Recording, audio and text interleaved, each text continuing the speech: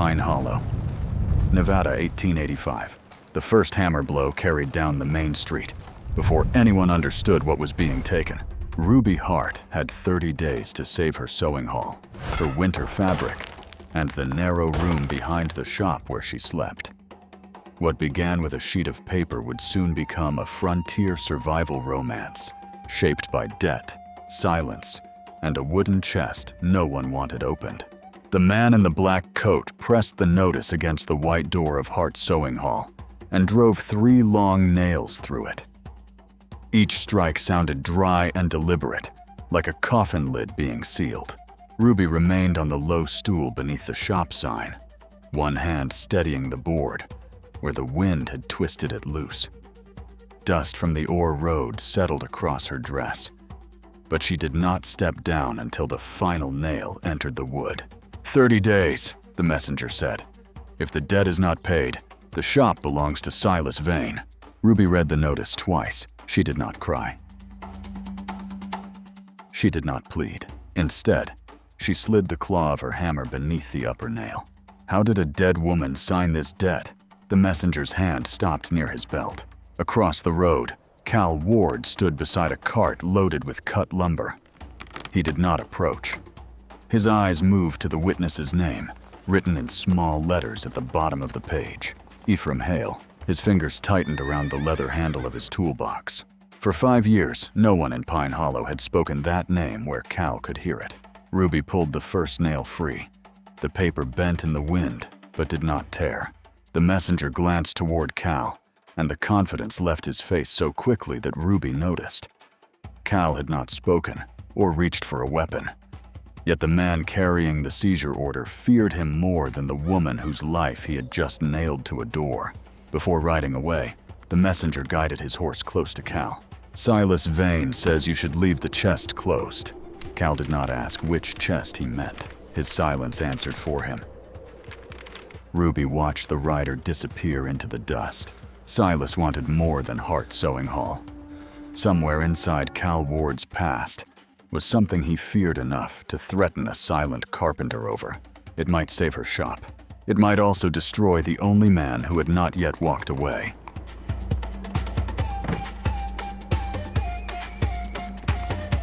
The seizure notice still hung from the door of Hart's sewing hall the next morning. Ruby had removed the upper nail, but she left the other 2 in place. She would not allow Pine Hollow to believe she was hiding from a judgment posted in public. In a historical Western story, reputation could disappear faster than money, and Ruby could afford to lose neither. Near noon, she locked the shop and walked to the carpentry workshop at the far end of town. Cal Ward bent over his workbench, guiding a plane along a board of pine. Pale shavings curled to the floor like dry leaves. He did not look up when the bell above the door sounded. "I did not come to ask about the chest," Ruby said. The plane stopped for a single beat, then moved again. "What do you need?" "A fabric support is pulling away from the wall." "When?" "Before it falls. Tomorrow. I will pay more if you come today. The price will be the same tomorrow." Ruby studied the room before leaving. Every hammer, square, and chisel hung in its proper place. Nothing was ornamental. Nothing existed without a purpose. "Did you build this table?" "Yes. It does not seem to know how to collapse." Cal stared at the workbench long after the door closed behind her.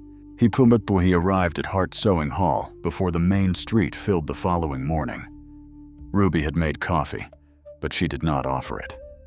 She set the pot near the stove, returned to her sewing machine, and left the choice to him.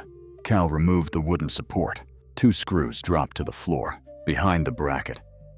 He found an old cut in the wall, closed in haste with mismatched nails. This was not ordinary wear. Someone had opened the wood before him and wanted the damage to look harmless. He slipped his fingers into the narrow darkness. There was no money and no promissory note, only a torn scrap of paper, no wider than 2 fingers. 3 words remained: Hale. Witness. Paid. Cal folded the scrap before Ruby turned from the sewing machine. The discovery changed the shape of their frontier survival romance. Silas Vane did not merely know about the chest in Cal's house. He knew what might be hidden inside it. Over the next 3 weeks, Hart Sewing Hall began to fail one piece at a time. The east window refused to close. A floorboard lifted high enough to catch a boot heel. The back door would not hold its latch, and part of the awning began to drip, though no rain had fallen. Ruby said the repairs could wait. Cal arrived before they became dangerous. He knew wood too well to believe the damage was accidental. Nails had been loosened. A support had been shortened. The back latch had been forced out of alignment by someone who understood how to weaken a building without making the sabotage obvious. Someone was testing how much Hart Sewing Hall could endure. Cal did not tell Ruby. The torn scrap remained inside his coat. While he worked, Ruby sat at the sewing machine, pressing the treadle steadily. The needle rose and fell between his hammer blows and the wind. She never asked about his past. She only watched him fit a joint so tightly that the seam disappeared. "Why do you make every connection so exact?" she asked. "Small gaps become large gaps." Ruby cut a thread. "Is that only true of wood?" Cal returned to the plank without answering. That afternoon, 2 men employed by Silas Vane arrived with a measuring tape. Ruby stepped onto the porch, laid her lease across the railing, and ordered them off property that did not belong to the mine owner. One man laughed. "How does a woman living alone plan to stop us?" Cal stood behind her on the repaired step. He did not touch his gun or move closer. "I do not need you standing in front of me," Ruby said. "I am not," Cal replied. "I am standing on the board I repaired." The men left, but the threat remained. By the end of the week, customers began withdrawing their orders. Their husbands worked in Silas Vane's mine, and buying from Ruby could cost them their jobs. Ruby opened her ledger and crossed out one name, then another, then a third. This was frontier justice. Power delivered through wages, Godo housing, and fear. Cal watched from outside the door. He wanted to enter, but his hand found the scrap in his pocket. Once again, he chose silence while Ruby paid the price. That night, Cal carried the torn scrap back to his house at the edge of Pine Hollow. He placed it beneath the oil lamp and stared until the remaining words seemed less like writing than a wound. Hail. Witness. Paid. The name belonged to a family he had once expected to join. 5 years earlier, Cal Ward had not lived by silence. He had laughed easily, spoken of spring, and built a dowry chest for Jane Hale, the woman he had loved before either of them understood how quickly a future could disappear. They had planned a house with a south-facing kitchen, a porch wide enough for 2 chairs, and a strip of earth reserved for flowers. "Flowers do not help anyone survive," Jane had said. "They only remind us why survival matters." Then the fever came. Within a week, the life Cal had measured and fitted together lay beneath a cloth in the corner of his room. He had not opened the chest since, not because he had forgotten Jane, but because he remembered her too clearly. Cal pulled away the covering. The oak remained smooth, the joints still tight. What he had built to endure had outlived the woman for whom it had been made. His palm rested on the lid. He could not lift it. That night, he dreamed of an unfinished porch. Jane stood beside the open frame, young as she had been when she died. She placed a wildflower on the timber he was measuring, then stepped beyond the light. Before dawn, Cal sat at his workbench with a scrap of wood.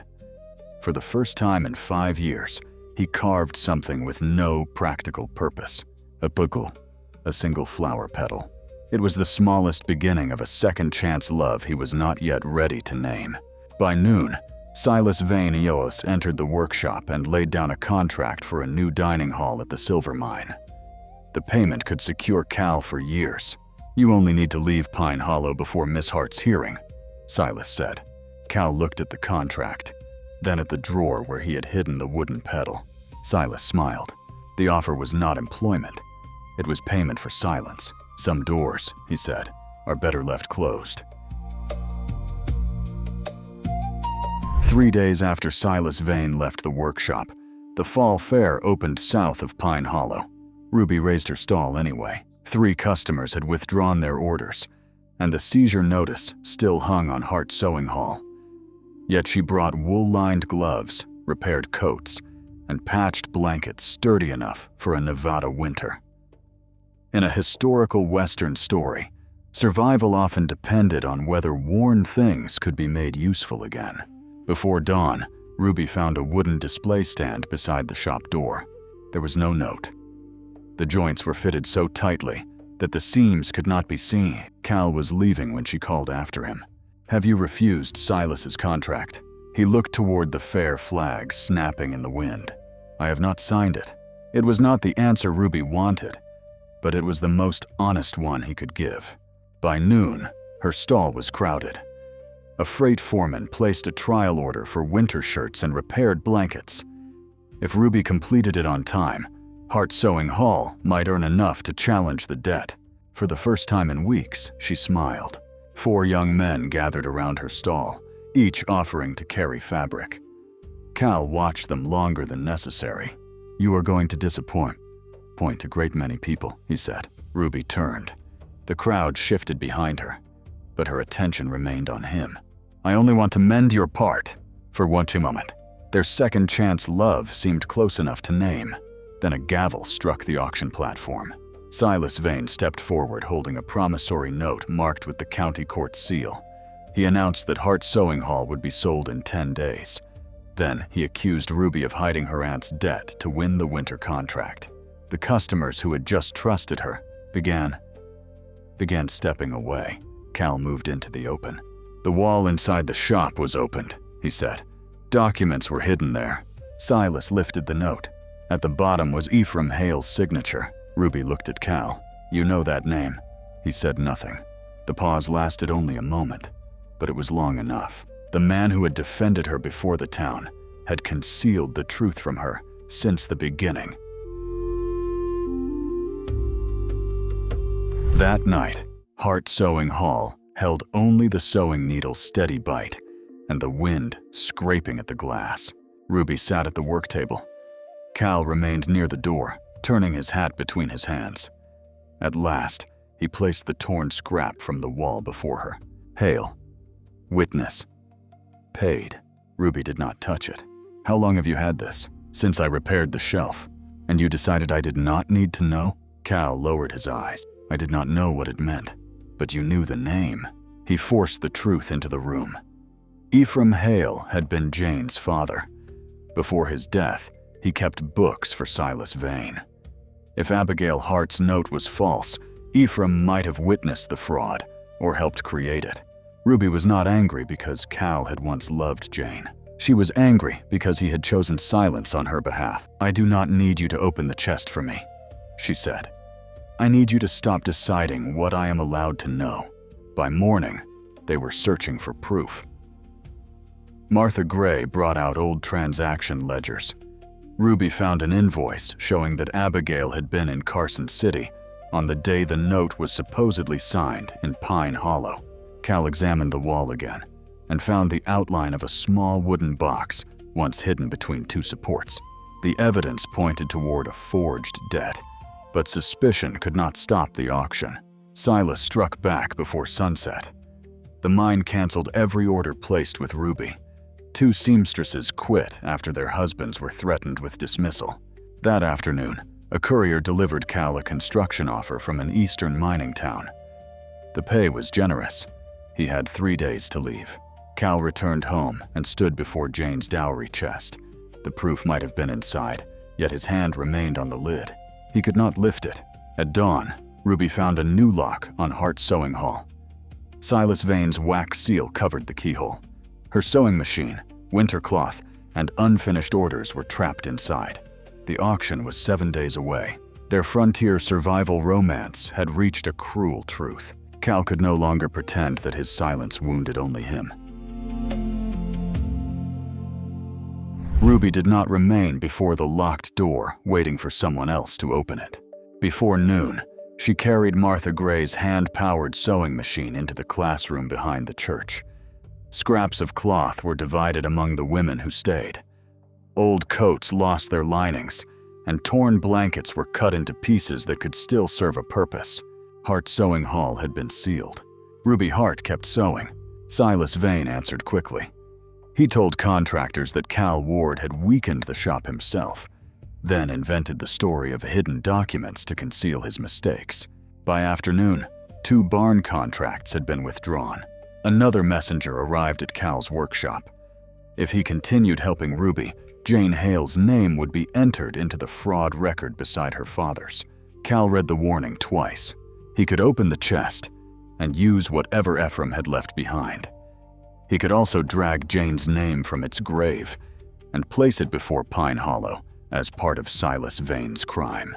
That night, Cal sat before the dowry chest until the oil lamp burned down to a thin blue flame. He did not open it. Instead, he returned to the workshop and finished the flower he had begun carving. Each petal was exact. The rose was delicate, beautiful, and useless against a sealed door. He placed it inside a wooden box without a note. Before dawn, Cal accepted the Eastern mining town contract and rode away. Martha saw the baggage behind his saddle. "You call this protecting her?" Cal gave no answer. He told himself Ruby deserved a man untouched by Jane's death, Ephraim's cowardice, and the fear that kept every door closed. The truth was simpler. He was running. Ruby found the wooden rose that afternoon.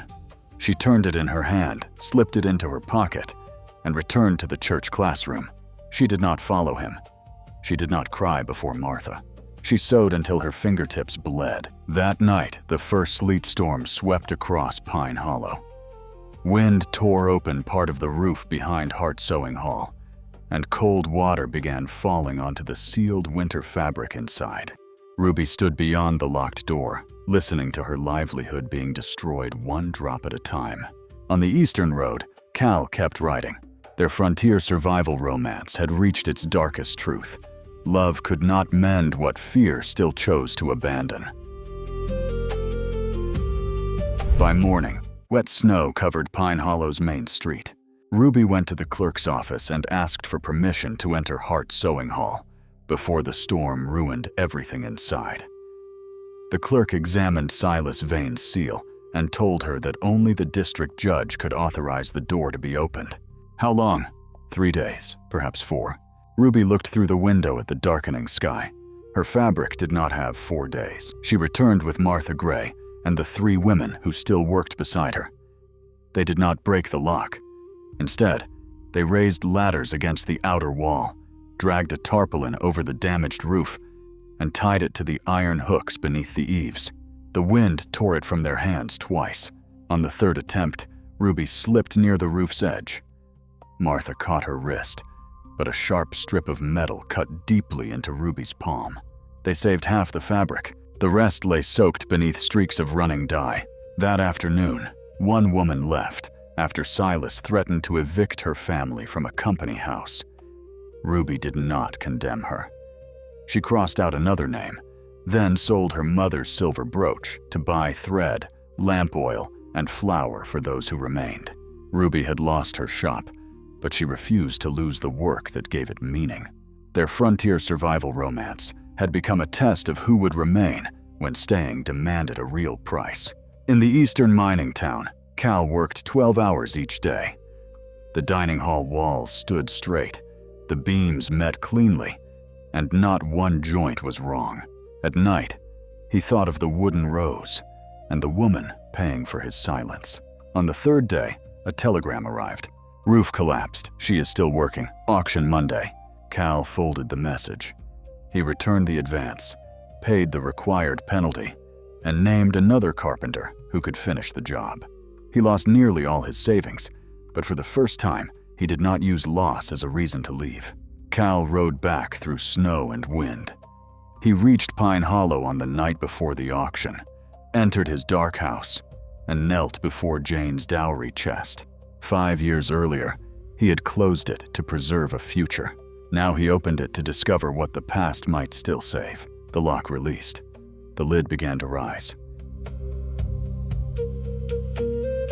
The chest opened with a dry groan. The scent of old oak, linen, and 5 years of silence filled the room. Cal found Jane's unfinished quilt, a small Bible with her name written inside, and a wildflower pressed so thin it had nearly turned transparent. At the bottom lay the list of the house they had once planned: a south-facing kitchen, a porch wide enough for 2 chairs, a garden meant for nothing but flowers. Beneath the page rested an envelope in Ephraim Hale's hand. There was no innocence inside it. Only the truth. Ephraim confessed that Silas Vane had paid him to witness Abigail Hart's promissory note.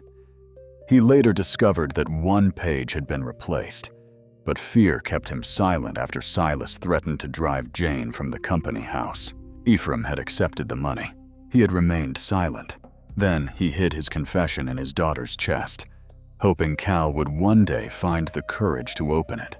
The auction began the next morning before Hart Sewing Hall. Silas stood on the porch as though the property already belonged to him. Cal arrived as the clerk announced the opening bid and placed Ephraim's letter on the table. Ruby stepped beside him with the Carson City invoice, proving that Abigail had been away on the day the debt was supposedly signed. She also carried the scrap taken from the wall. Martha Gray testified that she had seen Ephraim hide a paper box inside the shop years earlier. The evidence was not enough to convict Silas, but it was enough to halt the auction and send the dispute before the district judge. Silas turned to Ruby. "Withdraw the accusation, and I will erase the debt." Ruby removed her wet gloves. "The debt was never mine." Cal pledged his savings and carpentry workshop toward the legal costs. Ruby placed her sewing machine and future ownership of Hart Sewing Hall into the same agreement. No one rescued the other. They chose to stand together and risk what remained. That was the heart of their frontier survival romance. As the crowd dispersed, Cal spoke quietly. "I came back." Ruby set the wooden rose between them. "Coming back," she said, "does not mean you will stay." Cal did not ask Ruby to forgive him that day. He took off his coat, climbed onto the collapsed roof, and began replacing the rotten beams. No speech could repair what fear had broken. Only labor could prove whether he had truly returned. In the weeks that followed, Hart Sewing Hall opened again, though it no longer looked untouched. One section of the ceiling remained paler than the rest. Water stains marked the walls, and half the shelves stood empty because Ruby could not afford to replace the ruined fabric. Some customers came back. Others never crossed the threshold again. Cal lost 3 contracts after defying Silas Vane. He accepted smaller jobs instead, repairing doors, replacing beams, and building coffins, while slowly repaying the money pledged to the legal fight. He stayed, not because fear had disappeared, but because he no longer used fear as a reason to leave. One Sunday afternoon, Cal invited Ruby to his house. Jane's dowry chest was no longer hidden beneath a cloth. He showed Ruby the list folded inside it: a south-facing kitchen, a porch wide enough for 2 chairs, and a garden meant only for flowers. "She must have been a good woman," Ruby said. "She was, but I cannot live in the house you planned for her." Cal nodded. "I would not ask you to." Then he asked what they might build instead. Ruby looked at the hands that had always tried to make wood strong enough never to fail. "Are you still afraid?" "Yes." "Then do not leave when it shakes." The following spring, they married in a small ceremony. They did not build a new house. First, Cal enlarged the room behind Hart Sewing Hall into a shared workshop. Ruby planted Nevada wildflowers along the side of the building. Some died in a late frost. The rest bloomed low and stubborn through the silver dust. The wooden rose rested beside the sewing machine. Jane's chest remained slightly open against the wall, holding the past without blocking the way forward. Hart Sewing Hall still carried debt. Cal's workshop had not recovered its lost contracts. Silas Vane remained in Pine Hollow, though his power had begun to crack. This was the honest promise at the heart of their frontier survival romance and second-chance love. They had not escaped loss. They had learned how to build beside it. Outside, the shop sign rattled in the wind. Cal did not reach up to steady it. He stood beside Ruby, and together they waited for the shaking to stop. "Thank you for staying until the end of the story. If you believe that things that were once broken can still be rebuilt with courage and perseverance.